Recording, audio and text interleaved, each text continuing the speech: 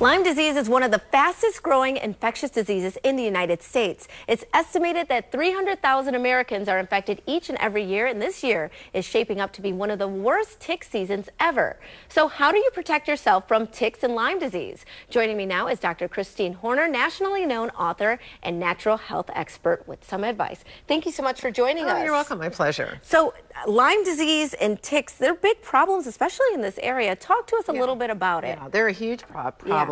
So Lyme disease actually is something that comes from a bacteria that is carried by a tick, and it's a specific tick, which is called the black-legged tick or the deer tick. And what happens is when the ticks are in their very early phases, so that they're teeny tiny, like the size of poppy seeds, it's called the nymph stage.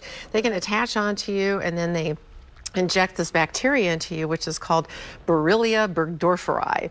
And then what happens is that you can have flu-like symptoms. And so you may not know, I mean, a lot of times people don't even see it. Sometimes there's a red rash with it, but it's mostly these vague kind of flu-like symptoms, fevers and aches and pains and that kind of thing. So unless you don't have a high index of suspicion, you would never know.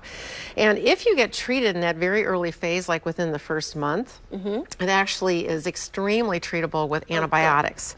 But after 30 days, it's not. And actually, everything changes. It goes from this early, kind of flu-like symptoms, which is due to the bacteria, to a completely different illness, which is called a multi-system inflammatory disease. Causes inflammation all over your body. You could have aches and pains in your joints, so you think you have arthritis. It can actually even go to your brain and cause you to have short-term memory loss and personality changes and even in your heart and so forth. So it's important to pay attention to how you're feeling right away. Well, yes, so it is. So basically the approach that we do is to really try to do preventative. And so we know that, first of all, don't be in the areas where we know they're really endemic in the high grasses and the woods, but sometimes it's impossible when you're here. When you go out, they recommend that you completely cover yourself, your long pants, long sleeves, tuck your pants into the socks, which doesn't look that great, but the ticks like to crawl up.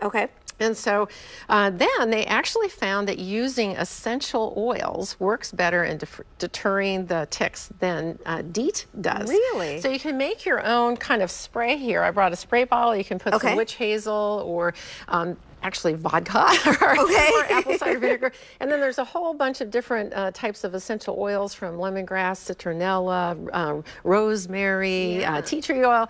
You can put those in there and then spray your skin, and then you actually want to spray your clothes when you go out. Then after you've been out, they say it's a good idea to actually use a lint roller to see if you can pick up any of these things. Now, will that happen? Because I feel like a tick gets in the skin. So if I'm using it, but if it's on your clothes, that's where you can pull that off, right? And then when you go in, they say you should take a shower within 2 hours. You should have somebody checking you. They like to be in areas where, like behind your ears or in the, wherever your skin is kind of going over in the groin area.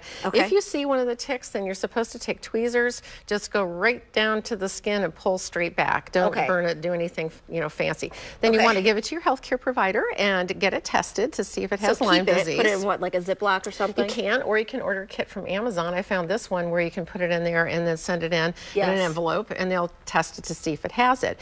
Now, what they found is that people who are super healthy, who have a very strong immune system, they generally get very mild symptoms if they get bitten, and they don't get the chronic Lyme.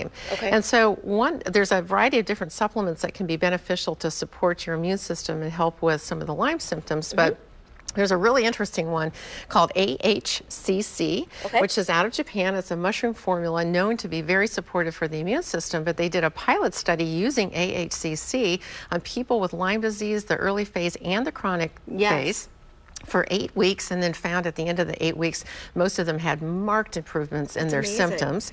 And the Lyme-specific antigen, which is the only blood test, and it's not that great, but they had 3 people where it was positive and it went negative after taking AHCC. So much information. What website can we go to so that we can retain all of this? Well, first of all, my book. The book will help. How about that?